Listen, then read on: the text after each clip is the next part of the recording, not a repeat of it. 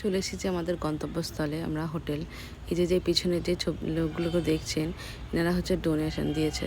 কেউ 11 লাখ, কেউ 12 লাখ, কেউ 5 লাখ করে এগুলো ডোনেশন দিয়েছিল এই হোটেলের জন্য। খুব সুন্দর হোটেলটা। মা তো খুব কষ্ট হয়ে গেছে বলছে।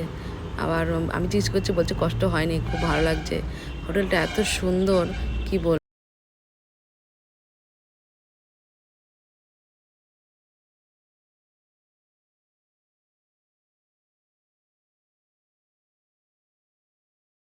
এটা রাতের প্রসাদ, আমরা রাতে খাচ্ছিলাম। তারপরে সকাল সকাল উঠে রেডি হয়ে গেছি, কিন্তু ইয়ারিং কী পরবো, কী সাজবো, কিছু বুঝতে পারছিলাম না।